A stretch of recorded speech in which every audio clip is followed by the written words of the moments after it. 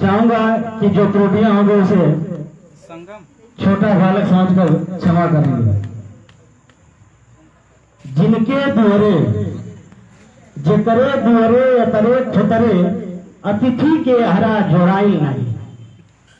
पत्तियां वो है, हमारे बीच में बहुत सारे लोग उपस्थित हैं जो धन से परिपूर्ण हैं, परंतु वो चीज मुझे उनमें दिखाई नहीं देता जो आप में दिखाई देता है। ये सरल स्वभाव के हम तो दीवाने, बस ये अच्छा लगता है। जो करे दुअरे अतरे ठुतरे अतिथि के अहरा जोड़ाई नहीं। हमार भोजपुरी माटी बा, भोजपुरी समाज बा, एक वजह से हमके जौन लगेला कि जेकरे पास ई ना हो, एकर अनुपस्थिति हो, जेकरे पास एकर कमी हो, तो ओकरे पास कुछ ना हो। जेकरे दुअरे अतरे ठुतरे कभी कभार जेकरे दुअरे अतरे ठुतरे अतिथि के हरा जोड़ाई नहीं। होते भरवा जेकरे घरवा मथनी के माथ सुनाई नहीं।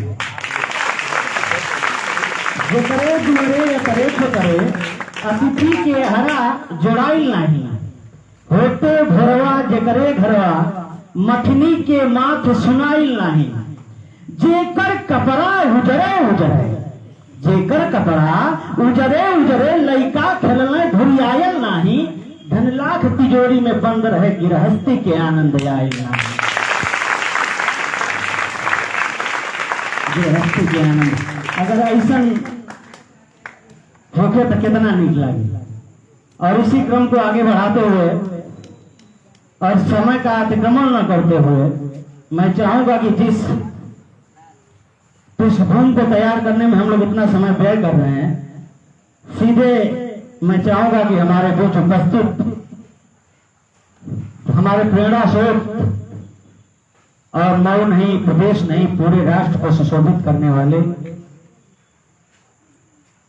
एक महान विभूति हमारे बीच में उपस्थित हैं, जिनकी गरिमामयी उपस्थिति से ये प्रांगण शोभायमान हो रहा है।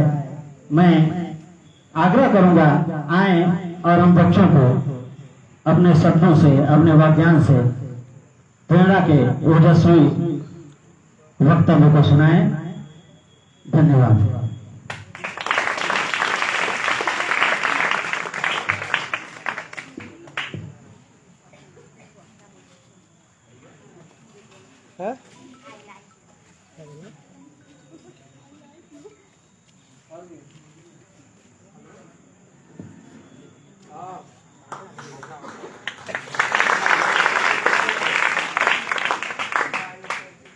अत्यंत आदरणीय श्रीमान पारसनाथ सिंह जी, सम्माननीय गुफरान साहब, चंदन मधेसिया, श्रीमान राजीव विश्वकर्मा जी और सारे कार्यक्रम के सूत्रधार भाई अजय गोकुल प्रजापति जी, मुकेश प्रजापति, हमारे इस विद्यालय के सम्मानित शिक्षक गण श्री आशुतोष कुमार जी, अभिषेक कुमार जी, विनय विश्वकर्मा जी, आशीष यादव जी, राजेश प्रजापति जी, वंदना जी जानी मानी पेंटर हैं देश की और पत्नी हैं मेरे भाई सतीश श्रीवास्तव। असल में घर में हम हैं और घर में अपने बच्चों को मुझे कई बार ऐसा लगता है कि बाहर तो ज़रूर हम लोग बोलते ही रहते हैं और बात कहते रहते हैं, लेकिन चूंकि वो अपने घर में हूँ, अपने गांव में हूँ, अपने समाज में हूँ, तो थोड़ा सम्मान तो महसूस होता है बहुत ज़्यादा, लेकिन संकोच भी बहुत महसूस होता है। एक कहावत है कि घर का जोगी जोगड़ा आन गांव का फिदा। लेकिन आप लोगों ने जो सम्मान दिया, जो इज्जत दी, जो मुझे सुनने की आकांक्षा रखी, उस प्रेम के प्रति मैं अपना आभार निवेदित करता हूँ। उसके लिए अपना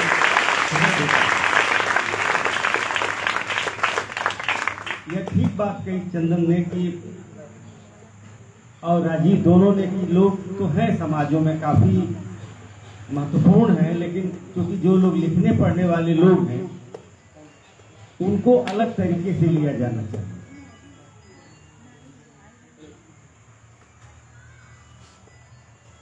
असल में जब हम किसी विद्यालय में आते हैं पढ़ने के लिए, किसी स्कूल में पढ़ने के लिए आते हैं, सीखने के लिए आते हैं, समझने के लिए आते हैं,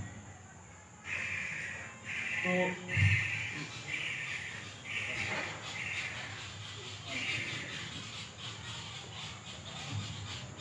पहले हमें ये जानना चाहिए कि हम किसी स्कूल में क्यों पढ़ने के लिए आते हैं। पहली बात ये है कि हम पढ़ने आते हैं तो क्यों पढ़ने आते हैं, पढ़ के हम क्या करना चाहते हैं। जैसे मान लीजिए कि एक बच्चा है जो कक्षा 6 में, 7 में, 8 में सामाजिक विज्ञान पढ़ रहा है, सोशल साइंस, या फिजिक्स पढ़ रहा है, या केमिस्ट्री पढ़ रहा है, या मैथमेटिक्स पढ़ रहा है, तो वो क्यों पढ़ रहा है, उसको पढ़ने की जरूरत क्या है ना सवाल, वो क्यों पढ़े। तुम लोग मान लो आते हो पढ़ने के लिए तो कोई बात होगी इसलिए पढ़ने आते हो, तो सोचो कि वो क्या बात है, किस चीज के लिए बेटा तुम लोग पढ़ने के लिए, वह है, नोट कर लेना इस बात को, इंपॉर्टेंट बात, केवल नौकरी के लिए तुम पढ़ने नहीं आते,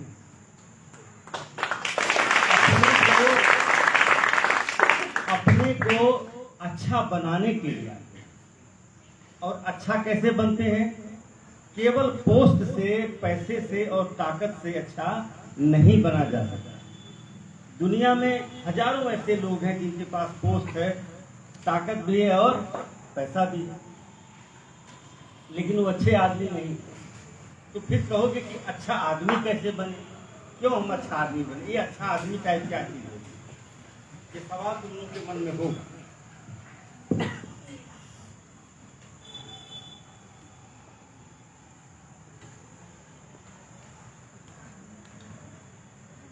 सबसे बड़ी बात यह है कि अच्छा आदमी होने के लिए अच्छा व्यवहार चाहिए।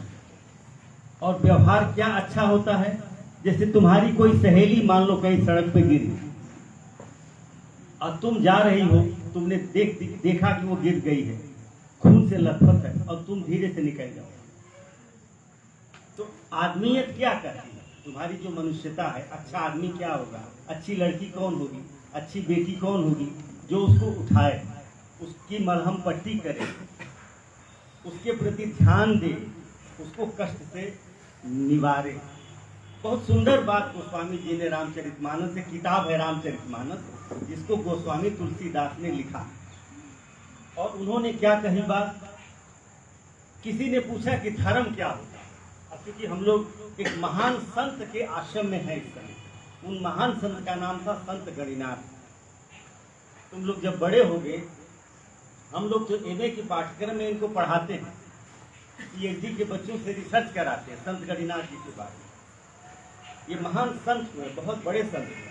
जब इनकी कविता तुम लोग पढ़ोगे तो एक जीवन कम पड़ेगा, समझ में, एक जीवन कम पड़ेगा, कई जीवन लेना पड़ेगा। संत गणिनाथ जिनके आश्रम में तुम लोग सौभाग्य से बैठे हो, तुम लोग सौभाग्यशाली हो कि ऐसे महान संत कवि कि आश्रम में तुम लोग बैठे हो, और तुम्हारे गुरु लोग भी उसी तरह की परंपरा का निर्वाह कर। तो इसी तरीके के संत थे तुलसीदास।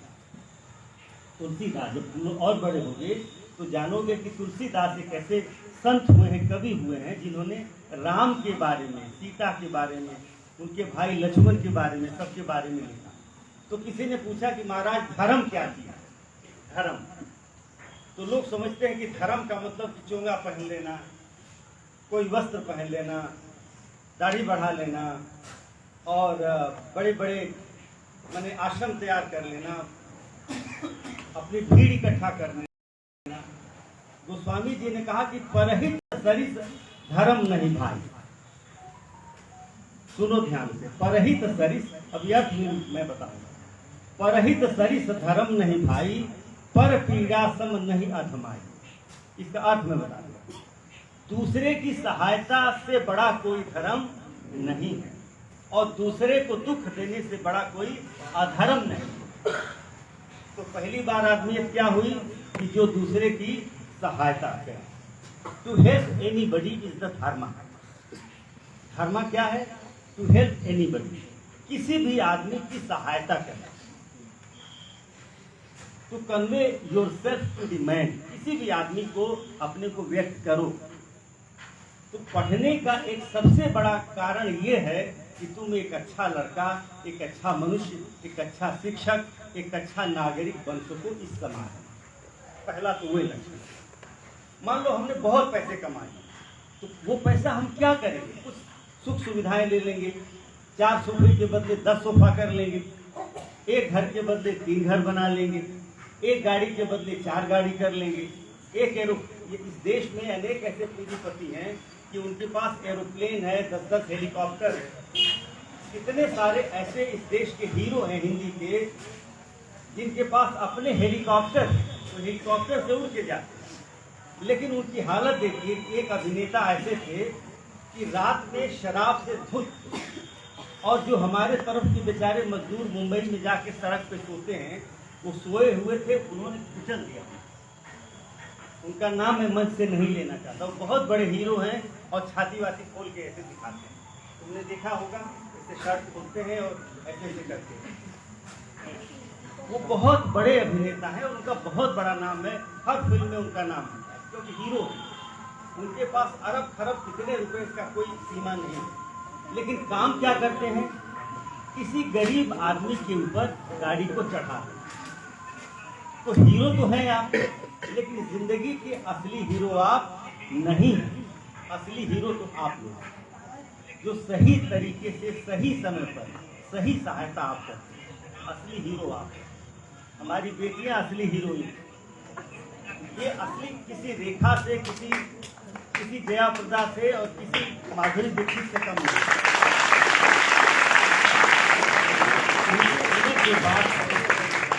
उनके अंदर जो बात है वो ये है कि किसी की सहायता करें। एक बात हमेशा मन में रखो कि to help anybody is the dharma. धर्म किसी की सहायता करने का दूसरा नाम। दूसरा, तुम लोग याद करो कि हमारे घर पे कभी पुराने जमाने में साधु सन्यासी आते थे तो हम लोग कुछ अनाज देते थे, कुछ उनको एक थैली दे देते थे, बिठाते थे, उनको पानी पिलाते थे, इज्जत से बात करते थे।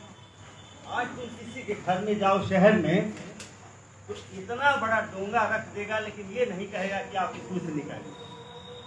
तुम लोग शहर में जाओ, देखो तो शहरों की कल्चर ये हो गई है कि शहर में आप जाइए, सोफे पे बिठाएंगे, कई तरह की मिठाइयाँ रखेंगे, कई तरह की सामग्री रखेंगे, लेकिन एक बार भी ये नहीं कहेंगे कि आप इसमें से ले लीजिए या वो निकाल के लीजिए। जब हम पुराने समय में नीचे बैठ के पांच में खाना खाते थे, भोज होता था, तो एक एक आदमी एक एक रोटी परोसता था।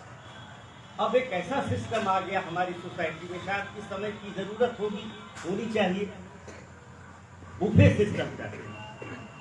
सारा खाना लगा हुआ, थकम तेल मची हुई है, लोग रुके जा रहे हैं, उसको खाए जा रहे हैं, गिरे फिर गिरे चले जा रहे हैं। वो राजू श्रीवास्तव को सुना होगा तुम लोगों ने, उन्होंने एक बार हंसी करते हुए कहा था कि जब प्लेट में रोटी रखते हैं तो उस पर दही बाड़ा रखते हैं, फिर उस पर चावल रखते हैं, मतलब वो पूरा चारों तरफ से जो है वो बहने लगता है। कोई नहीं पूछता कि आप भैया रोटी लेबा कि ना लेबा, दाल लेबा कि ना लेबा, खुद ही लिए जा रहे, खाए जा रहे। हमारी जो कल्चर है उसकी बुनियाद कहाँ पे थी? वह थी कोमलता में, संबंधों की ऊष्मा में, मतलब एक दूसरे से अच्छा संबंध बनाना, रिलेशनशिप। तब संबंध क्या होते थे कि ताऊ भी होते थे, चाची भी होती थी, मौसी भी होती थी, चाची भी होती थी, बड़ी बहन भी होती थी, छोटी बहन भी होती थी। अंग्रेजी में सबके लिए एक ही शब्द है, अंकल और आंटी। उनके पास कोई विकल्प नहीं है, वो अंकल और आंटी ही कहते हैं। मामा को भी अंकल कहते हैं, मैटरनल अंकल कोई शब्द नहीं, हमने बना लिया जबरदस्ती। वी से maternal uncle, he is not maternal uncle, he is only uncle. ये हम लोगों का अंतर है यूरोप से और भारत से। दूसरी बात मैं आपको सीख देना चाहूँगा, बताना चाहूँगा, आप लोग खुद बहुत अच्छे विद्यार्थी हैं, कि जब इतने अच्छे गुरु मिले हैं तो एक एक सेकंड का इस्तेमाल करें। यहाँ आके टाइम आपको बर्बाद नहीं करना, एक एक समय बैठ करके नोट करना है, पढ़ना है। जब पढ़ने का मन नहीं करे तो जो चीज़ पढ़ाई गई हो उसको कॉपी में नोट कर लीजिए। क्योंकि हमको याद है कि जब हम लोग एमए में पढ़ते थे, श्री गांधी स्नातकोत्तर महाविद्यालय मालटारी एक जगह हम एमए करते थे, तो जो हमारे गुरु थे वो जो पढ़ाते थे उसकी एक एक लाइन हम लोग नोट कर जाते थे। और आज जब हम खुद एमए के बच्चों को पढ़ाते हैं या पीएचडी के बच्चों को पढ़ाते हैं तो वो लाइनें याद आती हैं क्योंकि हमने नोट किया। तो इसको छोटी चीज मत समझो कि अरे मास्टर साहब पढ़ा रहे हैं, गुरु जी पढ़ा रहे हैं तो हम नोट क्यों करें। मैं तो कहूँगा कि ज़्यादा नोट करो और समझने की कोशिश करो। देखो दो चीज़ें बेटा, पहले जानो, ज्ञान अलग चीज है और समझ दूसरी चीज। मतलब there are so many differences between knowledge and understanding. Knowledge क्या होता है कि किसी चीज को जानना होता है, समझना। दूसरी चीज जानना ज्ञान है और उस चीज को भीतर प्रवेश करा देना, अवबोध कर लेना, समझना। मैं एक उदाहरण दे रहा हूं। तुमको यह ज्ञान हो गया, मान लो तुमको सूचना हो गई और ज्ञान हो गया, दोनों सूचना और ज्ञान भी अलग अलग है।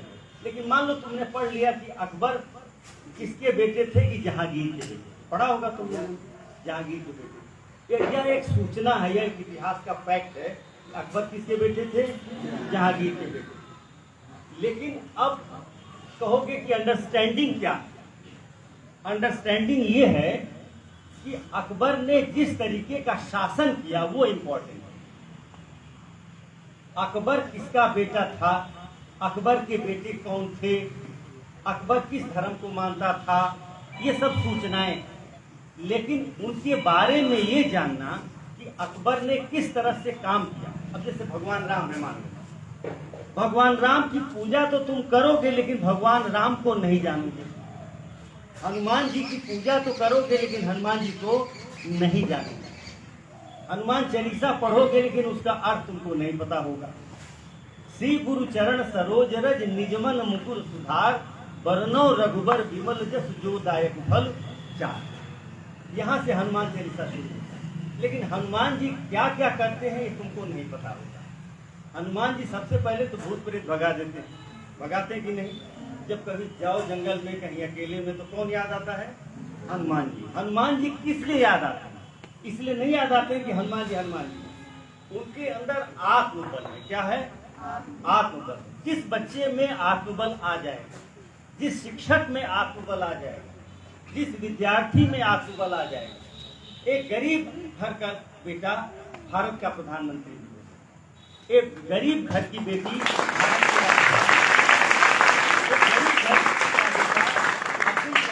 अब्दुल कलाम जो थे वो राष्ट्रपति बने भारत के। तुमको मालूम था वो क्या करते थे? बताओ। वो सवेरे तुम लोग की उम्र के थे तो सबके घरों में हाकर का काम करते थे। सुबह का अखबार लेते थे और ऐसे अखबार डालते चले जाते थे तो कुछ उनको पैसा मिल जाता था। तो जा करके मस्जिद में फ्री में पढ़ाई होती, तो वहाँ पढ़ लेते थे। धीरे धीरे धीरे धीरे करके वो भारत के सबसे बड़े वैज्ञानिक बने। उन्होंने परमाणु बम को पूरी दुनिया में सीख करके भारत में एक तरह से स्टैब्लिश किया है, एटम बम।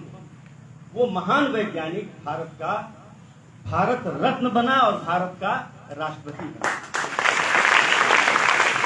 आप अपने को कभी भी छोटा मत समझिए, आप अपने को छोटा मत समझिए।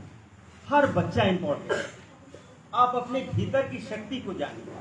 हम सभी किसान के बेटे हैं, किसी मजदूर के बेटे हैं, किसी छोटे मोटे क्लर्क के बेटे हैं, छोटे मोटे ऑफिसर के बेटे हैं। तो हमको क्या करना है? हिम्मत हारना है, पढ़ना है। कैसे पढ़ना है? जो समय मिले उसमें पढ़ना है और जो समय नहीं बचता है उसमें घर का हेल्प करना है। माँ पिता का हेल्प करना भी किसी पढ़ाई से कम नहीं। सबसे अच्छा बर्ताव करना भी किसी पढ़ाई से कम नहीं। जैसे लोग कहते हैं कि सबसे सिविलाइज्ड आदमी कौन है? वो नहीं कि जो पैंट शर्ट पहन के और टाई लगा के आ जाए वो सिविलाइज्ड आदमी नहीं। आप किसान के घर जाइए तपती दोपहरी में, लेकिन वो आपको एक डलिया में रख करके गुड़ देगा और पानी पिलाएगा, वो सिविलाइज्ड आदमी। उसको सुसंस्कृत व्यक्ति कहते हैं, सुसभ्य आदमी वो। तो सभ्यता पैसे से बेटा नहीं आ सकती, MSc PhD professor director engineer IAS से नहीं आ सकती। सभ्यता अपने अंदर से आती है। जब कोई बच्चा अच्छा बनने की कोशिश करेगा तब उसके अंदर होगा। सबसे बड़ा प्रमाण हमने कहा कि अब्दुल कलाम, आप उनको लीजिए।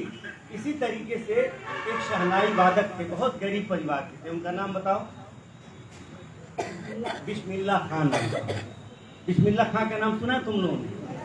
बिस्मिल्लाह खान यही आरा जिला के रहने वाले थे। पीछे बक्सर के पास एक आरा जिला बिहार में है। वहाँ से गए बनारस में और गंगा जी के तट पर बैठ करके वो शहनाई बजाया करते थे। लेकिन जब भारत आज़ाद हुआ तो पहली बार जो शहनाई बजाई गई वो किसकी थी बताओ? बिस्मिल्लाह खान की शहनाई। भारत रत्न हुए वो। एक गरीब परिवार का बच्चा जिसको खाने का मोहताज, खाने का मोहताज। तो बेटा कभी भी अन्न से मत हारो। अन्न तुमको हरा नहीं सकता। अन्न तो ब्रह्म है, लेकिन अन्न पर विजय पाओ। दूसरी बात, पढ़ाई को हुआ मत समझो। आजकल होने क्या लगा, कितने बड़े बड़े बस्ते आने लगे हैं, इतनी सारी किताबें आने लगी हैं कि बच्चे कई बार घबरा जाते हैं कि हम क्या करें, कैसे पढ़ें, इतना सारा कोर्स है। घबराना नहीं, एक लिस्ट बनानी है कि आज हमें क्या पढ़ना है, कल हमें क्या पढ़ना है और क्या नहीं पढ़ना है, इसकी भी लिस्ट बनानी है। जैसे आज क्या याद करना है और कल की चीज दिमाग से क्या डिलीट कर देंगे। जैसे तुम लोग सब लोग मोबाइल रखते हो तो बहुत सारी इंफॉर्मेशन आती है, व्हाट्सएप आता, तो डिलीट करते हो कि नहीं करते हो? अगर डिलीट नहीं करोगे तो तुम्हारा मोबाइल जाम हो जाएगा कि नहीं जाम हो जाएगा, फंस जाएगा कि नहीं? तो जो पुरानी सूचनाएं उनको निकाल दो। और हर दिन मैं सभी बच्चों से कहूँगा, अखबार पढ़ना शुरू करो। अखबार पढ़ना शुरू करो, दोनों अखबार, एक हिंदी अखबार और एक अंग्रेजी अखबार। अंग्रेजी अखबार क्यों पढ़ना चाहिए बताओ? क्योंकि उससे तुम बहुत सारी चीजें वो जान पाओगे जो हिंदी वाले नहीं लिखते। दोनों की दो प्रकृति है बेटा, मैं बताऊं, मैं तो जर्नलिस्ट रहा हूं तो थोड़ी बहुत बातें बताऊं। जैसे हिंदी में किसान का गमछा तो आता है, किसान जो गरीब है उसका गमछा आएगा हिंदी वाले अखबार में। अंग्रेजी के अखबार को किसान के गमछे की जरूरत नहीं। वो जिस लेवल को दिखाता है अंग्रेजी का अखबार, वो सीए टायर से लेकर के और बड़े बड़े गाड़ियों का, और उसका एक अलग स्टेटस है, तो उसको भी जानना है तुम्हें। क्योंकि कल को तुम आईएएस बनोगे, कल को तुम पीसीएस बनोगे, कल को डिप्टी कलेक्टर बनोगे, कल को प्रोफेसर बनोगे, कल को तुम इंजीनियर बनोगे, तो उसकी भी जरूरत होगी। हिंदी अखबार इसलिए पढ़ना जरूरी है क्योंकि तुम्हारे घर के पास की खबरें, तुम्हारे मुख्यमंत्री की खबर, तुम्हारे डीएम की खबर, तुम्हारे गांव के खेत की खबर, ये सब जरूरी है। तो खबरें भी पढ़ना चाहिए, जो कि बच्चे आजकल बहुत कम पढ़ना चाहते हैं। वो तब पढ़ते हैं जब उनको आईएएस का इम्तहान देना पड़ता है, लेकिन तब तक बहुत देर हो चुकी है। उसको हमने कहा कि का बरखा जब किसी सुखाने, आ समय चूक पुनि का पछताने। जब समय बीत जाएगा तो पढ़ के क्या करोगे? तो अभी से धीरे धीरे उसका चार्ट बनाओ। रोज अखबार पढ़ो, और अखबार में क्या पढ़ो? एक एडिटोरियल पेज आता है, एडिटोरियल पेज, संपादकीय पृष्ठ, उसमें ज्ञान की बात है, उसको जरूर पढ़ो। और एक दिन ऐसा निश्चय करो, इस महीने ये किताब हमको पढ़नी है। जो बच्चा केवल पाठ्यक्रम की किताब पढ़ेगा, बहुत गंभीर बात कह रहा हूं, इसको नोट कर लो डायरी। जो बच्चा केवल पाठ्यक्रम पढ़ेगा वो कभी बहुत बड़ा आदमी हो ही नहीं। पाठ्यक्रम के बाहर भी पढ़ो, तुम्हारा जो मन करे। कविता मन है कविता पढ़ो, लोकगीत का मन है लोकगीत गाओ, एंजॉय करो, लाइफ को एंजॉय करो। लाइफ बोझ नहीं है बेटा, यह भगवान का सौभाग्य है कि तुम्हें मनुष्य का जीवन मिला हुआ। क्या पता अगले जीवन में क्या हो, तो हर चीज एंजॉय करो। जो भी खाना मिले उसको प्रमाण भगवान से प्रार्थना करके अच्छे से खाओ। जो अच्छा पढ़ने को मिले उसको पढ़ो। समय को अनावश्यक मत बिताओ, कभी आलसीपना मत करो और कभी न कहना मत करो। जब कोई गुरु, तुम्हारे इतने अच्छे अच्छे गुरु हैं, गोकुल जी हैं, प्रजापति जी हैं, और ये हमारे मुकेश से लेके आशुतोष, अभिषेक जी, विनय जी, आशीष, राजेश जी, ये सब लोग तुम्हें अच्छे से पढ़ाते हैं। उनके पढ़ाए हुए बात को नकारना नहीं है बेटा, उसको ग्रहण करना है। यह बात तो तुम किसी गाइड में भी पा सकते हो, लेकिन गाइड तुम्हारा गुरु नहीं हो सकता। क्यों नहीं हो सकती बताओ? क्योंकि तुम्हारे पास कोई प्रॉब्लम आई फिजिक्स में या केमिस्ट्री में, तो गाइड उसको मैकेनिकली सॉल्व कर देगी, लेकिन तुम्हारे मन की जो शंका है उसको सॉल्व नहीं करेगी। वो केवल और केवल तुम्हारा टीचर, तुम्हारा अध्यापक, तुम्हारा गुरु ही बताएगा। तो गुरु के बहुत बड़े महत्व। गुरु के बारे में संत गणिनाथ ने भी बहुत सारी प्रशंसा की है। कबीर दास ने कहा कि काके लागू पाए, गुरु गोविंद दो खड़े, काके लागू पाए, बलिहारी गुरु आपने गोविंद दियो बताए। क्या मतलब इसका? उन्होंने कहा कि भगवान और गुरु दोनों साथ खड़े, तो मैं सबसे पहले किसका पैर पकड़ूं बताओ? गुरु का, क्योंकि गुरु ही ने बताया कि भगवान भी होता। दुनिया की पहली गुरु कौन होती है? माँ ही होती। माँ is the first teacher of yours. और वह केवल टीचर नहीं है, तुम्हारे भीतर के संस्कार को समृद्ध करके तुमको आदमी बनाती, इंसान बनाती, तुमको मनुष्य बनाती, जीने के लायक बनाती। वो कहती कि बेटा कहाँ बैठना चाहिए और कहाँ नहीं बैठना चाहिए, क्या खाना चाहिए और क्या नहीं खाना चाहिए, क्या पढ़ना चाहिए और क्या नहीं पढ़ना चाहिए, किससे झगड़ा नहीं करना चाहिए, कितना प्यार से बोलना चाहिए। ये माँ ही पहली टीचर है। तो माँ का भी खूब सम्मान करो और पिता का भी खूब सम्मान करो, अपने परिवारी जनों का सम्मान करो, गांव के लोगों का सम्मान करो। हमेशा जितने बड़े लोग हुए उनकी हिस्ट्री पढ़ना, उनको पूरा गांव कहीं न कहीं चाहता रहा, घर परिवार तो चाहता ही था। अब वैसे कोई निर्विवाद नहीं हो सकता कि कोई आदमी ऐसा दूध का धुला आ जाए कि सभी लोग उसका समर्थन करने लगे, ऐसा नहीं होता। लेकिन कोशिश करनी चाहिए। जैसे डॉक्टर राजेंद्र प्रसाद, भारत के पहले राष्ट्रपति का क्या नाम था? राजेंद्र प्रसाद। राजेंद्र प्रसाद जी जब कलकत्ता पढ़ने गए, तो जब बीए में उन्होंने अंग्रेजी की कॉपी लिखी, तो इतनी अच्छी लिखी कि अंग्रेज जो एग्जामिनर था, अंग्रेज जांचते थे तब लिखी कॉपियों को, अंग्रेजी जमाना था, इंडियन टीचर नहीं कॉपी जांचते थे, अंग्रेज जांचते। तो अंग्रेज ने उनकी अंग्रेजी की कॉपी जांच के उस पर लिखा कि the examinee is better than examiner. मतलब हिंदी में बता रहा हूँ, उन्होंने कहा कि जो परीक्षा देने वाला बच्चा है वो किसी पढ़ाने वाले से 100 गुना अच्छा है। बताओ, ये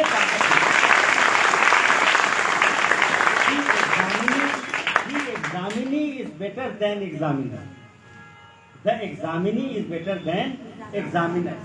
यानी कि सोचो कि ऐसी स्थिति बीए में पढ़ते हुए अर्जित कर ली उन्होंने। जो वो लोग प्रोफेसर थे, उन्होंने कहा कि यह इतना विद्वान बच्चा है, इतना पढ़ा लिखा बच्चा है, इतना सुंदर लिखता है, होनहार वीरवान के होठ चीखने पार। और वही बच्चा एक दिन भारत का राष्ट्रपति बना। उनके पास कोई बहुत सामान्य परिवार के थे राजेंद्र प्रसाद। संजोग से जहाँ मैं पढ़ाता हूँ नालंदा विश्वविद्यालय में, वहाँ के पास ही छपरा, तो छपरा के एक गांव में उनका जन्म हुआ। बहुत कठिनाई पूर्वक उन्होंने पढ़ाई की, कलकत्ता गए। जितने बड़े लोगों की जीवनी पढ़ो, मैं कहूँगा कि तुम लोगों को लाइब्रेरी जाना चाहिए और बड़े लोगों की जीवनी भी निकाल के पढ़नी, जो तुमको पसंद है। अगर तुमको भगवान राम की जीवनी पसंद है, तुमको पढ़ो। राम को जब घर से निकाल दिया गया, भगवान राम को घर से निकाल दिया गया था कि नहीं बताओ? क्यों निकाला गया था? मंथरा। और बताओ? और कैकेयी। और बताओ? भगवान राम को एक कूटनीति के तहत मंथरा जो उस घर की काम करने वाली थी और बहुत वो सूझबूझ वाली हो, लेकिन जब सूझबूझ गलत दिशा में चला जाए तो उसका नाम मंथरा हो जाता। उस मंथरा ने कैकेयी को एक बात कही कि अगर ये बाहर नहीं भेजे गए, इनको राजपाट दे दिया गया, तो जो सबसे आपके छोटे भाई हैं, जो आपके बेटे हैं भरत, उनको तो गद्दी नहीं मिलेगी, उनको तो गद्दी ही नहीं मिलेगी, तो राजा कब बनेंगे? तो उनको घर निकासी दे, घर से बाहर चले। और कहा गया कि तुलसीदास ने लिखा है कि वो उदासी वेश में जाने की मांग की गई, मतलब आप कपड़ा पहन के नहीं जा सकते। ये हालत उनकी की गई कि आप वलकल पहन, यानी कि जो गेरुआ वस्त्र होता है वो पहन करके ही बाहर जा सकते। तो उन्होंने गेरुआ वस्त्र पहना, खड़ाऊ पहनी, भाई लक्ष्मण उनके साथ हुए और पत्नी को उन्होंने रोका सीता कि नहीं घर पे रहो।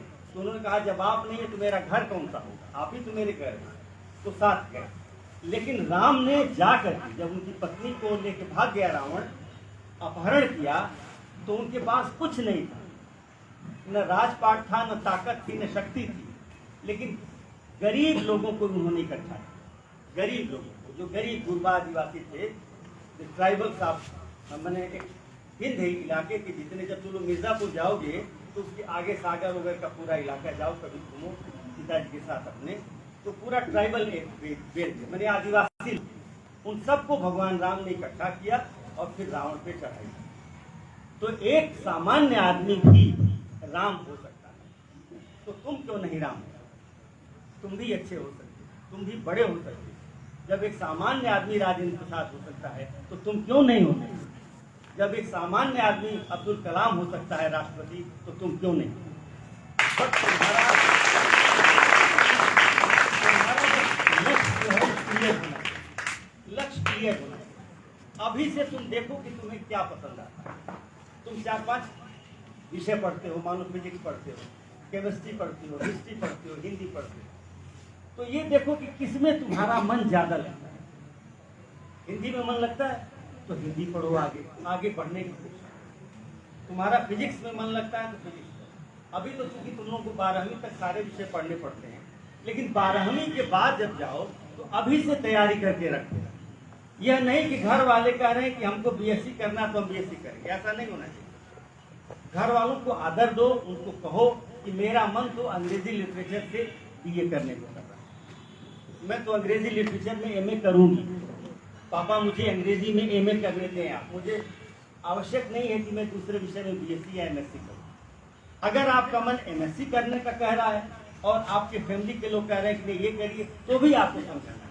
क्यों कि जो पसंद की चीज है अगर वो पढ़ेंगे तो आप बहुत आगे चले जाएंगे। अब देखिए मैं एक चीज बताना चाहता हूँ।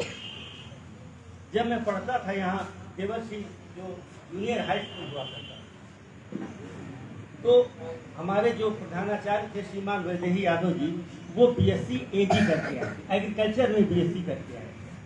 हमको कोई बताने वाला ठीक से नहीं था, मतलब हम नहीं अपने को खोज पाए कि हम एग्रीकल्चर की पढ़ाई पढ़ के भी आगे जाए।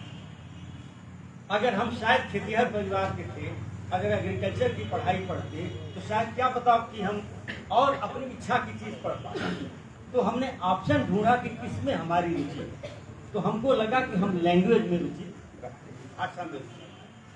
और चूंकि हमारे बाबा श्रीमान मुंशी राजवंश लाल जी इसी प्राइमरी स्कूल के प्रधानाध्यापक थे, मैंने प्राचार्य, जो स्कूल है ना प्राइमरी का उसके प्राचार्य, तो वो हिंदी बहुत अच्छा पढ़ाते थे, अंग्रेजी भी उनकी बहुत अच्छी, संस्कृत भी जानते थे, उर्दू फारसी तो हमारे घर में सभी लोग। तो हमको बाद में लगा कि हम तो हिंदी में अगर आगे जाएंगे तो अच्छे हो, और हिंदी में हम गए। हिंदी में यूनिवर्सिटी हमने टॉप किया एमए में।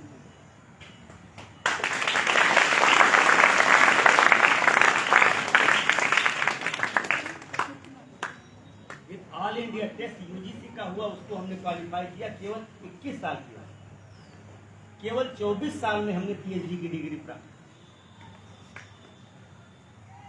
तो आप जो अपनी रुचि का विषय पढ़ेंगे उसमें आप आगे बढ़ेंगे। 12वीं के बाद 12वीं तक तो आपको जो विषय तय किए गए उसको पढ़ना है, लेकिन उसमें ये देखिए कि क्या पढ़ सकते हैं। और कभी भी लाइब्रेरी से दूर मत जाओ। लाइब्रेरी कितने बच्चे जाते हैं, हाथ उठाओ। कहीं लाइब्रेरी नहीं, तो क्या करना है लाइब्रेरी बनाने के लिए बताओ। अपनी लाइब्रेरी कैसे बना सकते हैं बताओ। कभी जब कस्बे में जाएं तो अपनी अच्छी दुकानों पे जाके किताबों की अपने पसंद की किताबें कुछ खरीदो, अपने पसंद की कुछ किताबें खरीदो। अब जो तुम्हारी पसंद की किताबें, धीरे धीरे एक एक 2-2 3-3 करके साल भर में तुम्हारे पास 50 किताब। अगर मान लो तुम्हारा मन हुआ कि हमको रामायण पढ़ना है, तो रामायण की किताब 10 रुपये की मिलेगी, 10 रुपये। तुम्हें बहुत आश्चर्य होगा कि 10 रुपये में रामायण। तुम्हारा मन हुआ कि हातिम ताई की कहानी पढ़नी, कि कैसे अलादीन का चिराग था तुरंत जल जाता था फट से। एक अलादीन होते थे जो उनका जादुई चिराग हुआ करता था, वो जो चाहते थे काम उसको कह देते थे, तुरंत कर देता। एक कहानी पढ़ी थी क्या, अली बाबा और 40 चोर, पढ़ी है? खुल जैसे पढ़ा होगा तुमने। तो जब तुम पसंद की कोई किताब हो तो मोहम्मदाबाद में, नदवा सराय में, देवलास पर, फिर हाटपोल में या आजमगढ़ चले जाओ या मऊ कभी जानने का अवसर मिले, तुमको बहुत अचरज होगा, हंसी भी आएगी। मैं एक चीज़ पर बताना चाहता हूँ अपने लाइफ में कि देवलास के मेले में जब मैं आता था तो नीचे जमीन पर किताबें लोग बेचते थे मेले में, पता नहीं अब बेचते हैं कि नहीं। सैकड़ों किताबें मैंने खरीदी। लोग तो बहुत सी चीज़ें खरीदते थे देवलास के मेले में, मैं भी कम्बल उम्बल खरीदता था या और कुछ चीज़ें, लेकिन मेरी शगल थी, अब कोई घर में रोकता नहीं था। मान लो हमें 10 रुपये प्राप्त हो गया, 10 रुपये मिल गया, तो मैं थोड़ा सा चौटही जिलेबी खा लेता था, जो मेरी पसंद की थी, चौटही जिलेबी। तो हम खाते भी नहीं चौटही जिलेबी, गुड़ वाली जिलेबी को कहते हैं चौटही जिलेबी, गुड़ वाली जिलेबी। वो इस देवलास की शान है। देवलास की शान क्या है? चौटही जिलेबी। और वो जो इटावा उटावा से आके वो बनाते हैं, क्या बनाते हैं? खाजा। खाजा में कई क्वालिटी हो गई है। एक हो गई जिसमें से वो क्या नाम है, वो खोआ भरते हैं, एक नमकीन होता है और एक थोड़ा सा मीठा होता है गुड़ वाला, और एक चीनी वाला। देखो 4 क्वालिटी हो गई। तो हमारे समय में भी ये सारी दुकानें आती, तो जो पसंद का होता था मैं लेता। लेकिन एक विक्रेता थे जो बड़ी सी चोटी, इतना लंबी चोटी यहाँ नीचे रखते थे, यहाँ तो किताबें बेचते थे, हजारों किताबें से लाते थे। तो हम क्या करते थे कि इससे कभी तुम लोगों को पता नहीं ये सब किससे मालूम है कि नहीं, सारंगा सदावृष की कहानी थी, प्रेम कहानी थी कि सारंगा जो है सदावृष से कैसे प्रेम करती किया हो रामा। उसमें एक तर्ज होती थी, वो तर्ज मैं नहीं बता सकता, तुम लोग कभी सुनना यूट्यूब पे जाके। कभी कफन, इस तरह के नाटक वाटक, हम लोग रामपुर गांव में नाटक करते थे, नौटंकी करते थे, तो अच्छी अच्छी किताबें निकाल करके नौटंकी करते थे। उस नौटंकी ने हमको इतना विकसित किया, इतना अच्छा किया कि हमारे अंदर नाटकीय तत्व आ गए। कुछ बेटियां हमारी हैं और नाटक में भी जा सकती हैं आगे। नेशनल स्कूल ऑफ ड्रामा है, हमारे बच्चे भी जा सकते हैं। दिल्ली में एक नेशनल स्कूल ऑफ ड्रामा है, NSD, वहाँ नाटक की पढ़ाई होती है। ये नाटक को मजाक के रूप में मत, गोरखपुर में भी खुलने वाला है, कैसा पता है? गोरखपुर में भी खुलने वाला है, NSD पहल से खुलने वाला है, मंजूर हो गया। तो आपको गोरखपुर में भी नाटक की पढ़ाई मिल जाएगी। अब नाटक की पढ़ाई पढ़ने के बाद मनोज वाजपेयी पैदा हुए। नाम सुना कभी मनोज वाजपेयी?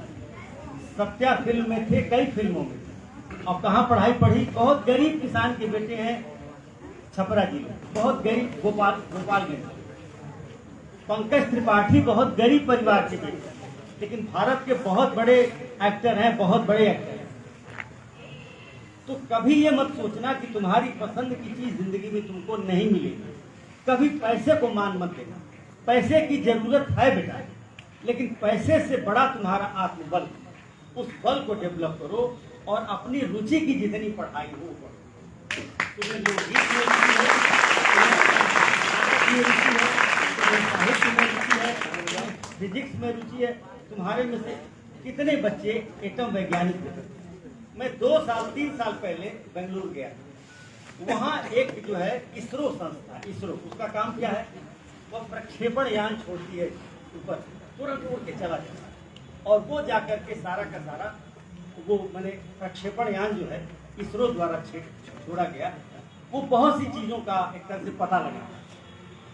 उसके जो डायरेक्टर थे मिस्टर के सिवन, मेरी उनसे भेंट, क्योंकि मैं भारत सरकार के प्रतिनिधि, मैं ऑफिसर था, डायरेक्टर था, तो मैं गया था, तो उनसे भेंट हुई। इतने गरीब, सुन लो ध्यान से, इसके बाद हम अपनी बात को समाप्त करेंगे कुछ ही शब्द। इतने गरीब थे बचपन में, इतने गरीब थे कि उनको अंग्रेजी आती ही नहीं और किसी विद्यालय में पढ़ने ही नहीं जा पाते। प्राइमरी स्कूल में पढ़े और हालत ये थी कि कैसे पढ़ने शहर जाएं, पैसा नहीं था।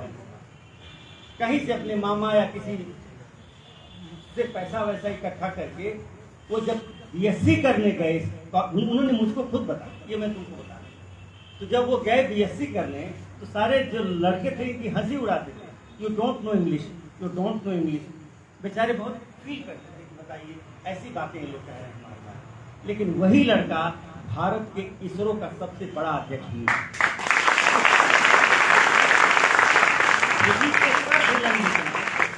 खुद ही को कर बुलंद इतना कि खुदा बंदे से खुद पूछे, बता तेरी रजा।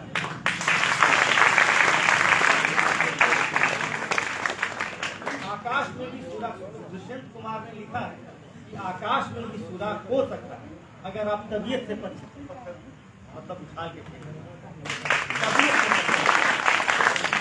सारे बच्चों को अपनी शुभकामना देता हूँ, शुभाशंसा देता हूँ, आशीर्वाद देता हूँ। और यह आशीर्वाद तुमको तब लगेगा जब तुम अपने को आशीर्वाद खुद दो। आज मैंने कोई बात कही, तुमने कान झाड़ा निकल तो नहीं होगा। कैसे होगा? जो कहा जाए उसको किया जाए।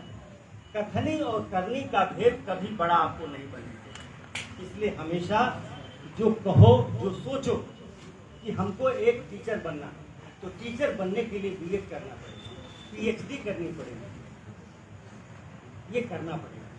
मैं चाहूंगा कि तुम लोग इस मेहनत के साथ आगे बढ़ो, परिश्रम करो, कभी आलसी मत बनो, पैसे की चिंता जीवन में मत करो, वो निकल आएगा पैसा।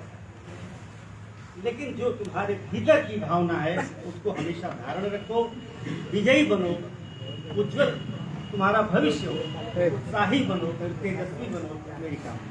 बहुत बहुत धन्यवाद।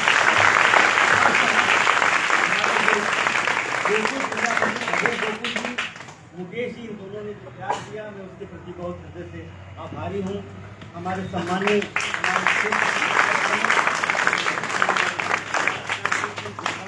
लोग आए और हमारे संचालक श्री चंदन मधेसिया, इनके पिताजी हमारे बचपन के बहुत अच्छे मित्र थे। लक्ष्मी जी बहुत ज़्यादा प्रिय थे। क्या मैं कह सकता, हम लोग मिल के नौटंकी करते थे, उसकी कथा ही अलग।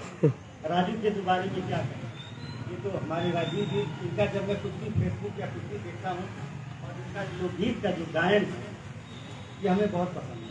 बहुत अच्छा इनका काम है। ईश्वर इनको शक्ति दे। और हमारे जितने आचार्य बने आपको करना और ये सब कुछ लगा के आपको पढ़ा रहे हैं। इनको ये हमेशा आप समझ लीजिए कि ये जितने आचार्य हैं, जितने गुरु हैं, जितने आपके शिक्षक हैं, वो अपना जान और कलीजा लगा के आपको पढ़ाते हैं। आप उतना उनको दे ही नहीं सकते, जान लीजिए। आप पैसा दे के गुरु को नहीं करिए। ज्ञान को पैसे से नहीं खरीदा जा सकता। सब्जी खरीदी जा सकती, कपड़ा खरीदा जा सकता है, लेकिन you can't by knowledge by your money. पैसे से आप कभी खरीद कभी नहीं खरीद। यही शब्दों के साथ आपको प्यार देता हूँ, कामना देता हूँ। उससे कभी कोई जरूरत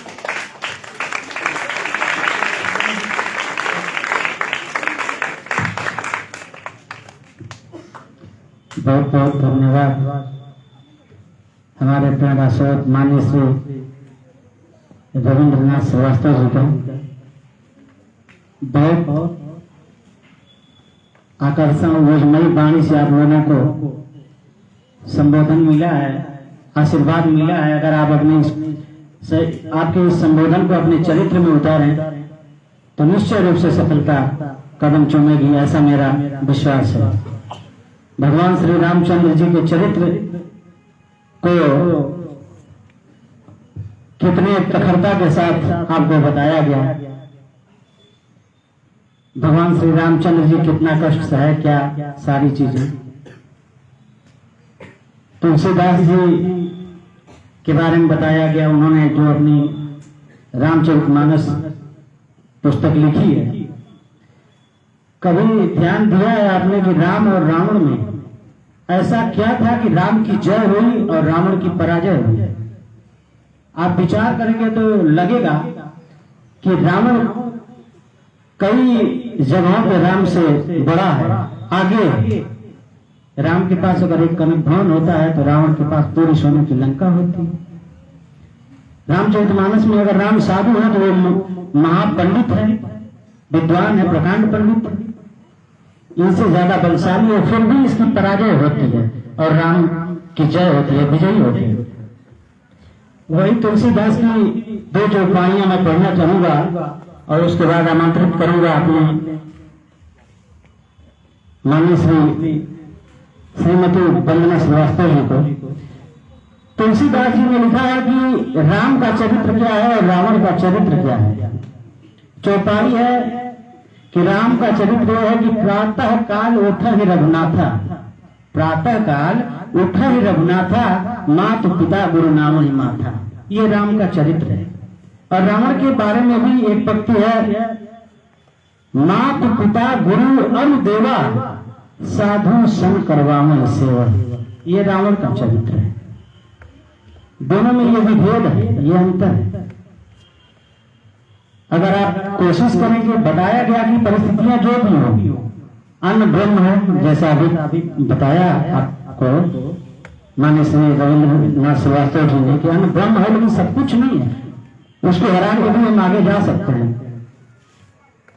हमने कविता पढ़ी होगी कि कोशिश कर हल निकलेगा, कोशिश कर हल निकलेगा, आज नहीं तो निश्चय, निश्चय एक शब्द होता है, आज नहीं तो निश्चय कल निकलेगा, कोशिश कर हल निकलेगा। अर्जुन के 3 शासक, अर्जुन के बारे में आपने पढ़ा होगा, अर्जुन के 3 शासक, मनुष्य से भी चल निकलेगा, कोशिश कर हल निकलेगा। और इसी पक्षियों के साथ मैं आमंत्रित कर रहा हूँ हमारे बीच में उपस्थित मातृशक्ति माननीय श्री वंदना श्रीवास्तव जी को जोरदार तालियों से स्वागत करेंगे। प्लीज के विधान से वंदना श्रीवास्तव। Thank you.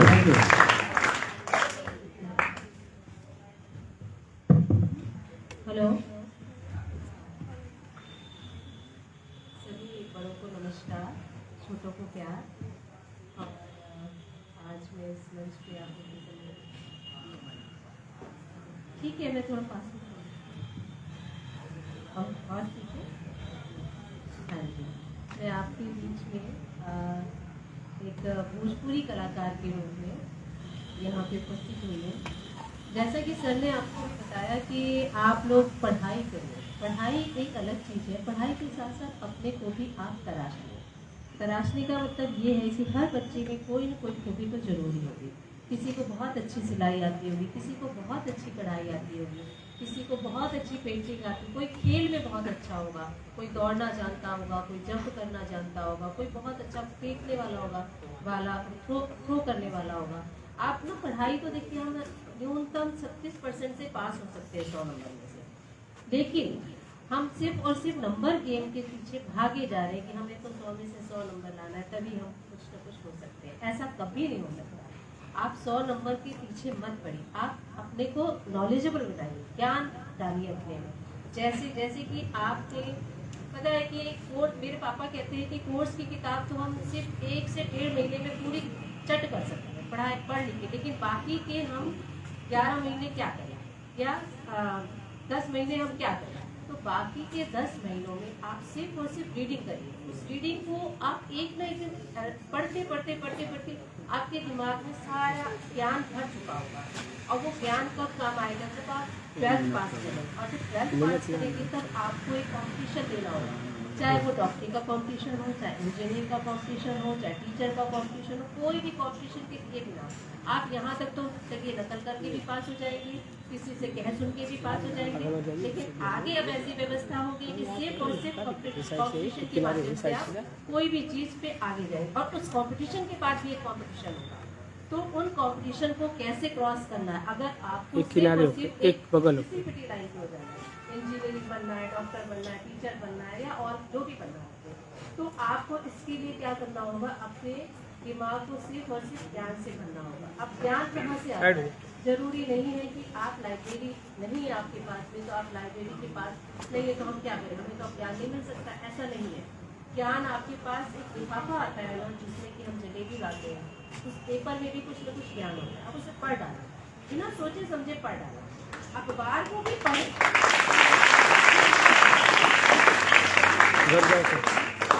150 रुपये महीना जो हम 150 रुपये मोबाइल में डालते हैं उसकी जगह हम 150 रुपये का अगर हम आज अखबार पढ़ते हैं तो मेरा दावा है कि आप लोग जब 12th पास कर रहे होंगे तो विनय सर एक साइड हुई कुछ क्रैक कर ही जाओगे, चाहे डॉक्टरी क्रैक करो चाहे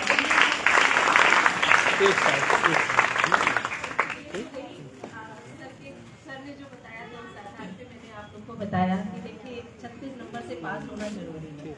बहुत आप ले आएंगे, आप मान लीजिए 90 नंबर ले आए, आपका कुछ नाम होने वाला नहीं है अगर आपके यहाँ कुछ भरा नहीं। सिर्फ आप नंबर ले आए और बता दिया पापा ने कि वो 90 नंबर से पास हो गई, वो 80 नंबर से पास हो गई, उसकी कोई वैल्यू नहीं। जब वैल्यू होगी जब आप कॉम्पिटिशन कॉम्पिटिशन। उसका उदाहरण सर ने बताया कि जब मैं छोटा था तो मेले में जाता था और मेले में से मैं सिर्फ और सिर्फ बुक्स खरीदता था, वो बुक्स को रीड करते थे। अच्छा, इन्होंने हिंदी में ही क्यों इतने आगे गए? क्योंकि वो हिंदी ही पढ़ते थे, आज तक पास कर ही रहे थे, अच्छे नंबरों से कर रहे थे, मगर वो हिंदी उनके दिमाग में घुसती गई। वो शब्द बोलते गए, वो अलग से रटना नहीं था, उनके दिमाग में घुसते ही चले गए। वो इनको आगे बहुत ही काम है। ये दिल्ली जैसे शहर में जहाँ पे इंग्लिश का वर्चस्व है वहाँ पे टिक पाना बिना इंग्लिश के संभव ही नहीं है, लेकिन इन्होंने हिंदी के बदले वहाँ पे टिक के दिखाया।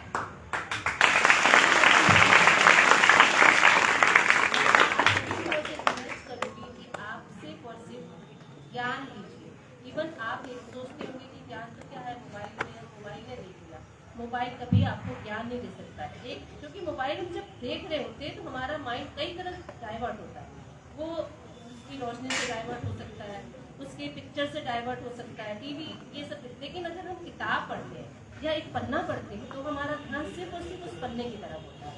तो मैं यही रिक्वेस्ट करूँगी कि बेटा आप सब लोग पहले तो पढ़ाई पे ध्यान दें। ये मत सोचे कि हम क्या पढ़ें, अखबार पढ़िए, कोई भी टुकड़ा भी गिरानों से पढ़ जाए, कुछ ना कुछ उसमें नॉलेज जरूरी होता है। और दूसरी बात जो कि मैं आप लोग को बोलूँगी कि इस समय जो एक बहुत ही बड़ी प्रॉब्लम से हम जूझने वाले हैं या जूझ रहे हैं कि हम पानी पी के पी जरूर रहे हैं, मगर उसका जिम्मेदार कौन है? सिर्फ और सिर्फ हम जिम्मेदार हैं, क्योंकि हम पानी को ना बहुत बुरी तरह से बहाते हैं। हर आदमी घर का एक आदमी उठता है और दो बाल्टी से अपने कपड़े धोता है, दो बाल्टी के पानी, चाहे वो पिए या ना पिए। आप बेटर है कि बॉटल में लेके जाइए और एक गिलास दे दीजिए, आपको जितना चाहिए उतना पीजिए, उससे आपकी पानी की सेविंग हुई। आज की डेट में मैं ये देख रही हूँ कि अब तक हमने शहर में सुना था कि हम पानी खरीद के पीते हैं, और आज मैं देख रही हूँ गाँव में कितनी बड़ी बड़ी बॉटल 20-20 रुपए में बिक रही है पानी की, और वो सब लोग वो खरीदना शुरू हो गए क्योंकि हम पानी को गंदा कर चुके हैं, यानी बहुत ज़्यादा वेस्ट कर चुके हैं, और अब पानी जो है साफ आता ही नहीं, तो उसको एक साफ करके भी हम उसको लाने की कोशिश करने लगे। आप देखिए कि बिकता है तो मतलब ये हुआ कि पानी भी बिक रहा है, तो मेरे विचार भी बिकेंगे, मेरा बनाया हुआ भी बिकेगा। अगर कोई लड़की बहुत अच्छा सिंगिंग करती है, सिंगिंग में वो आगे चली जा रही है, तो लोग उसके पास चल के आएंगे। जरूरी नहीं है कि वो जाके कहीं जाए।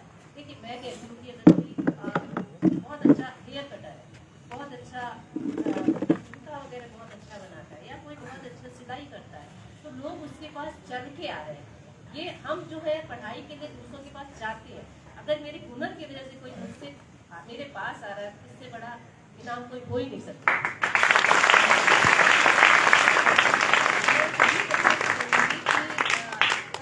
एक तो मैं ये भी बोलूँगी कि देखिए आप लोग ना लड़का इधर लड़की इधर, ये अच्छी बात है, लेकिन आज के समय में जब हमें शहर में जाना है तो कोई लड़का नहीं है, कोई लड़की, सब स्टूडेंट्स हैं, तो आप सब मिलजुल के बैठे और आपको यहीं से शिक्षा मिलनी चाहिए कि आप उस लड़की की इज्जत कैसे करें, आप उसे टच कैसे करें, आप उसे टच क्यों न करें, आप उसे किस निगाह से करें, आप यहीं से शुरू करें। अब तक समाज में क्या हुआ है कि जो लेडीज होती है वो कमरे में तो रह सकती है पति के साथ, मगर सड़क पे पति के साथ नहीं चल सकती, बहुत शर्म की बात है।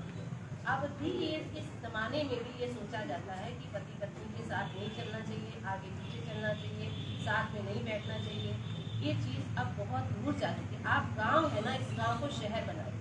इसको शहर बनाने के लिए आपको छोटे छोटे उपाय करने होंगे, क्योंकि अब नेट आ चुका है। नेट की तो कमी नहीं है, किसी भी चीज़ की कमी नहीं, कमी है तो सिर्फ हमारे विचारों की कमी है। हम अपने विचार से अपने गाँव को, अपने समाज को बदल सकते हैं। और दूसरा ये था कि मैं ये जरूर बोलूँगी कि आप लोग जो है सबसे पहले तो मिलजुल के रहना चाहिए। आप लोग ग्रुप डिस्कशन करिए, और अपने आसपास के बच्चों को एक भाई बहन, चाचा चाची, मामा मामी इस तरह से देखिए, ना कि इस तरह से देखिए कि ये औरत है, ये आदमी है, ये लड़का है, ये लड़की है। पहले हम लोग आज पड़ोसी पे भरोसा नहीं कर रहा है। क्यों? क्योंकि उसका रीजन ये हो गया है कि कहीं ना कहीं हम ये नैतिक शिक्षा ही देना भूल गए कि देखो बेटा, पहले ये होता था कि पड़ोस की बहन मतलब तुम्हारी बहन, और सगी बहन से भी ज्यादा बहन होती थी, है ना। उसकी पड़ोस की बहन मेरी बहन, क्यों? उससे भी ज्यादा होती थी। कई बार वो इतने प्यार से रोटी बना के खिलाती थी कि लगता था कि मेरी बहन तो, बहनों में तो हो ही जाता है भाई बहन में झगड़ा, लेकिन उस बहन से झगड़ा नहीं होता था, वो रोटी बहुत प्यार से खिलाती थी। तो मेरी दीदी, और फिर पता है बच्चे क्या करते थे, जब उनकी शादी होती थी तो बच्चे रोते थे और मेरी दीदी जा रही हो ऐसा फील करते थे। तो आप लोग को यहाँ से एक बात शुरू करनी चाहिए कि देखिए हमारे हाथ में आज हमारे पास आ चुका है, यानी सब कुछ हमारे पास आ चुका है। छोटे छोटे विचारों से, छोटी छोटी चीज़ों से अपने गांव को बदलना है। मैं कहूँगी कि गांव और शहर में अभी मैंने देखा कि बेसिक अंतर क्या है। मुझे लगा कि गांव में सब कुछ तो है, फिर भी ये गांव क्यों है और शहर शहर क्यों है। तो मैंने देखा कि यहाँ पे सफाई का एक बहुत बड़ा इशू है। लोग अपना सुबह उठते हैं, अपना दरवाजा, अपना घर साफ कर देते हैं, सारा कूड़ा उठा के घर के बाहर फेंक देते हैं, यानी उन्हें उस कूड़े से कोई लेना देना नहीं। ऐसा नहीं होना चाहिए। आप एक दूसरे को, शहर में क्या होता है कि अगर किसी ने टॉफी खाया, उस टॉफी का छिलका भी अगर किसी ने सड़क पे डाल दिया, तो जो भी साथ में जा रहा हो, छोटे से छोटा बच्चा भी बोलेगा नहीं, उसको आप कूड़ेदान में उठा के डाल सकते, आप सड़क पे नहीं डाल सकते उसको, और उसको डालना पड़ता है, वो मना नहीं कर सकता, वो डालता ही डालता है। ठीक उसी तरह से अगर आपको भी इस गांव को थोड़ा ऊंचा बनाना है, शहर बनाना है, शहर जैसा दिखना है, कि हमें यहाँ से भागना ही ना पड़े, क्योंकि हम भागते ही इसलिए यहाँ मिट्टी है, यहाँ पे लोग अच्छा नहीं बोलते, लोगों की निगाह अच्छी नहीं है, ऐसे करके हम भागना शुरू कर देते हैं। भागिए मत ना, आप यहीं भी रहिए और इसे ही अच्छा बनाइए, इसे ही सुंदर बनाइए। तो आप कूड़े का विशेष ध्यान रखिए कि कूड़ा इधर उधर नहीं है। अच्छा, दिल्ली जैसे शहर में या बड़े शहरों में करते हैं, नल को बंद करते हैं और सबसे कहते हैं कि कोई पानी वेस्ट नहीं करेगा। तो आप बच्चे अगर अपने मम्मी पापा को कहोगे तो आपकी बात सुनेंगे कि पानी वेस्ट नहीं करना चाहिए, खाना वेस्ट नहीं करना चाहिए। वहाँ पे ये भी है कि आपको जितना खाना है उतना ही लें। बुफे सिस्टम का मतलब ही यही हुआ कि आप उतना ही लीजिए जितना आप खा सकते हैं, ना कि ये हुआ कि भैया यहाँ तो सब कुछ लगा है, सब एक साथ पलट लो, चाहे खाया जाए ना खाया जाए, खाया नहीं जाए तो उठा के कूड़े में डाल दो। अन्य तो बहुत बड़ा देवता है। हमारे पहले जो आज रामकृष्ण और इनकी हम पूजा कर रहे हैं ना, जल की पूजा करते थे, सूर्य की पूजा करते थे। सूर्य को भगवान क्यों मानते? क्योंकि पूरा वर्ल्ड जो है, पूरा जो हमारा अस्तित्व है वो सूर्य के इर्द गिर्द घूम रहा है। जो जल है वो किसके इर्द गिर्द घूम रहा है? हमारे इर्द गिर्द घूम रहा है। अगर जल ही नहीं है, अगर सूर्य ही नहीं है, अगर अन्न ही नहीं है, तो हमारा अस्तित्व क्या है? कभी नहीं हो सकते। तो इसी तरह से आप ये छोटी छोटी चीजें ध्यान दीजिए। हर बच्चे में कोई न कोई कला होगी, उस कला को पढ़ाई के साथ जिंदा रखिए, एक न एक दिन काम आएगी। जैसे कि मैं अपना उदाहरण देती हूँ, जब मैं छोटी थी तो मैं ये मिथिला कला बहुत देखती थी। तो मैं सोचती थी कि अगर मिथिला कला है तो हमारी उत्तर प्रदेश की कला क्यों नहीं होगी, हमारी भोजपुरी कला क्यों नहीं होगी। तो मैंने बस एक ठान लिया था कि मुझे ना भोजपुरी कला पे काम करना है। मुझे नहीं पता था कि मैं कैसे करूँगी, क्या करूँगी, कब करूँगी, और मैंने भोजपुरी कला पे काम कर दिया। और आज की डेट में मैंने धीरे धीरे उसको नेट पे ही डाला और नेट पे डाल के आज मैं एक अच्छा खासा मुकाम पा चुकी हूँ भोजपुरी कला के क्षेत्र में। मैं ये भी चाहूँगी कि देखिए आप लोग अपनी कला को बढ़ावा दें। उस कला का नाम है भोजपुरी कला। अगर आपको कुछ मुझसे सीखना होगा, मुझसे कुछ जानना होगा, तो मेरा नंबर इनके पास है, आप लीजिए, मैं आपको गाइड करूँगी और अपनी कला को भी सीखूँगी।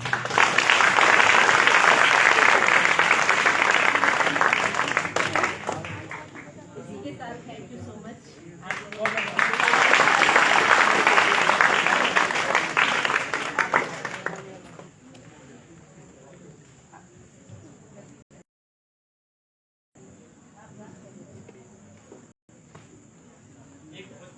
सुनना चाहेंगे। अच्छा, एक सेकंड मैं आपको और बताना चाहूँगी कि जब मेरी शादी हुई थी तो सर ने मुझसे बोला कि देखो तुमसे मेरी शादी तो हो गई, लेकिन असली शादी तो मेरी तभी होगी जब तुम भोजपुरी, अगर वहाँ कहीं भी जाएगी या नेट पे कहीं पे भी उन्हें मिलेगी तो भोजपुरी के शब्द उनके माइंड में आएंगे, और हिंदी एक तरफ होगी, भोजपुरी एक तरफ होगी, तो उससे मिलान करके उसको अर्थ भी समझाएंगे। तो इस तरह से इनकी कम से कम 15 बुक पब्लिश हुई, वो भी एक तरफ हिंदी में और एक तरफ भोजपुरी।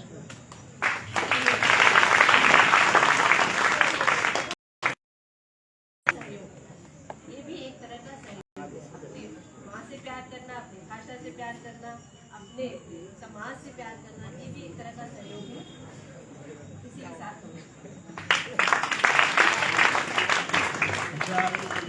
हमारे गोकुल जी और मुकेश जी कह रहे हैं कि सब पसंद आएगी।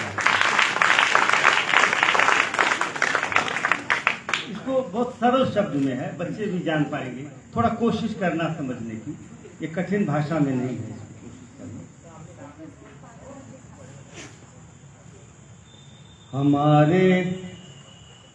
हमारे मुल्क का झंडा मुबारक हो, मुबारक हो।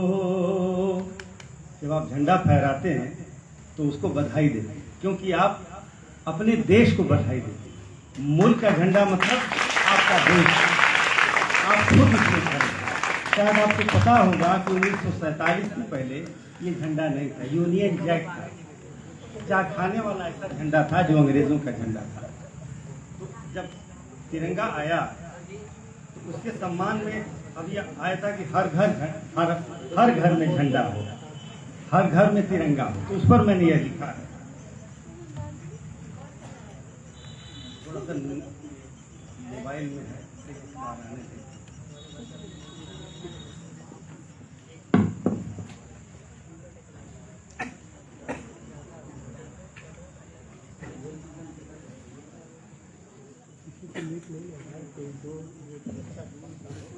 हमारे मुल्क का झंडा मुबारक हो, मुबारक हो। हमारा शान तिरंगा मुबारक हो, मुबारक हो। हमारे मुल्क का झंडा मुबारक हो, मुबारक हो। अब मैं क्या चाहता हूं सुने आप। हिंदुस्तान के कोने कोने में हमें खुशियों भरा सेहरा, हमें खुशियों भरा सेहरा मुबारक। कामनाएं बहुत बहुत। 75 साल में हमने जो अमृत घूंट पिए हैं, सभी की खुशकिस्मती में अपने ही परवान देखे हैं। जो सबके दिल में बहती है वो गंगा जी मुबारक हो। जो सबके दिल में बहती है वो गंगा जी मुबारक हो। हमें खुशियों भरा सेहरा मुबारक हो, मुबारक हो। हम हिंदुस्तान को मिलजुल के रखेंगे करीने से, करीने माने ठीक ठाक, अच्छे से। हम हिंदुस्तान को मिलजुल के रखेंगे करीने से, इसे आगे बढ़ाएंगे हम अपने ही पसीने से। इसे आगे बढ़ाएंगे हम अपने ही पसीने से। वतन के वास्ते कंधे से हर कंधा मुबारक हो। वतन के वास्ते कंधे से हर कंधा मुबारक हो। हमें खुशियों भरा सेहरा मुबारक हो, मुबारक हो। और मैं क्या चाहता हूँ, हर एक मर्द, हर औरत, हर एक धर्म के साथी, कोई जेंडर का डिस्क्रिमिनेशन नहीं। जो बेटी है वही बेटा है। हर एक मर्द, हर औरत, हर एक धर्म के साथी, हर मजदूर, हर किसान, हर जवान कमकाजी। हर मजदूर, हर किसान, हर जवान कमकाजी। इन्हें इस मुल्क में बढ़ने का हर जज्बा मुबारक हो। इन्हें इस मुल्क में बढ़ने का हर जज्बा मुबारक हो। हमें खुशियों भरा सेहरा मुबारक हो, मुबारक हो। थोड़ा सा और है, हम चाहते हैं कि न्यू टेक्नोलॉजी है, जो नए बच्चे हैं वो नई टेक्नोलॉजी के साथ सम्मिलित हैं। तो नई तकनीक और तरकीब में हम ना अधूरे हों। नई तकनीक और तरकीब में हम ना अधूरे हों, किशन की राम की धरती का, किशन की राम की, तो थोड़ा सा गैप हुआ, हमारी फसल लहराए, हमारे सपने पूरे हों, नई तकनीक और तरकीब में हम ना अधूरे हों, किशन की राम की धरती, किशन की राम की धरती का हर जर्रा मुबारक हो, किशन की राम की धरती का हर जर्रा मन कण कण मुबारक हो। जो कृष्ण हमारे हैं, भगवान राम जो हैं, उनका हर कण मुबारक हो। किशन की राम की धरती का हर जर्रा मुबारक हो, हमें खुशियों भरा सेहरा मुबारक हो। और हम क्या चाहते हैं, हर जवान को, हर एक जबान को, जबान में बोली, कोई भी बोली भोजपुरी तक क्यों न हो, हिंदी क्यों न हो, ये दबाई न जाए। जब आप शहर में जाएंगे तो आपको हिंदी को दबाया हुआ देखा जाना पड़ेगा, आपको भोजपुरी को बोलता हुआ प्राय नहीं दिखाई देगा, लेकिन आपको खड़ा करना है, अपनी मातारी की बोली को, अपने दूध की बोली को खड़ा करना है। मैं क्या कहना चाहता हूँ, हर एक जबान को बढ़ने का मौका हो, तरीका हो, अपनी तहजीब को दुनिया में ले जाने का सलीका हो, हमारे भाईचारे का हर धागा मुबारक हो, हमारे भाईचारे का हर धागा मुबारक हो, हमें खुशियों भरा सेहराम। और आखिरी बंद है कि होली हो दिवाली हो, कोई फर्क मत रखिएगा ईद में और बकरीद में और दिवाली में, तो होली हो दिवाली हो, बड़ा दिन ईद खुशियों वाली हो, विरासत पे गुरूर और जिंदगी आगे उजाली हो। हमको अपने विरासत पे घमंड करना है और आगे की जिंदगी के बारे में, विरासत पे गुरूर और आगे जिंदगी उजाली हो, अंधेरा हो तो परिचय दास की शम्मा मुबारक हो, अंधेरा हो तो परिचय दास की शम्मा मुबारक हो, हमें खुशियों भरा सेहरा मुबारक हो, मुबारक हो। और जो पहली लाइन है उसको मैं फिर से दोहरा दे रहा हूँ, हमारे मुल्क का झंडा मुबारक हो, मुबारक हो, हमारा शान तिरंगा मुबारक हो, मुबारक हो। नदवा सराय वाले जाए, नदवा सराय एक बार जोरदार ताली से स्वागत कीजिए आप लोग। नदवा सराय की, नदवा सराय जाए। इसी क्रम में मैं चाहूंगा कि समय का धीरे धीरे अभाव है, रुक जाओ, नदवा तो मैं चाहूंगा कि बहुत सारी आवत हो उनका, आवत तुझे श्रीमान पारसनाथ सिंह आदि जैसे बच्चों की संबोधित करती। 2 मिनट रुक जाओ। कहेंगे कि आप लोग बहुत भाग्यशाली हैं कि ऐसे विद्वान आदमी के संपर्क में आ गए हैं। ऐसा विद्वान आदमी आपको, आप अभी बहुत ऊंचे तो पढ़ते से चले जाएंगे, कभी ऐसा किसी आदमी विद्वान नहीं मिलेगा। नदवा सराय से कौन है? नदवा सराय से बहुत बहुत धन्यवाद। और लिए रहो, मैं चाहूंगा कि लिए रहो। एक बार फिर से मैं चाहूंगा कि जोरदार ताली आए हैं माननीय अतिथि के लिए बजाया जाए और कार्यक्रम को धीरे धीरे समापन की ओर ले जाना है। तो और नदवा सराय और रोडाई से जो बच्चे आते हैं पढ़ने, तो अब धीरे धीरे आप लोग घर जा सकते हैं, ठीक है। जिनके घर दूर है, मान लीजिए अंधेरा हो जाएगा, 6 बज जाएगा तो अंधेरा हो जाएंगे, सड़क जाना है गाड़ी, तो मैं चाहूंगा कि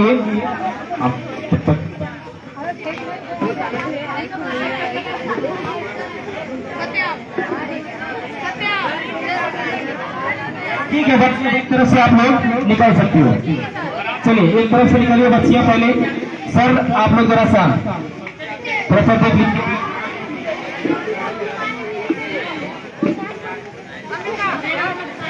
रुके पे प्यार है।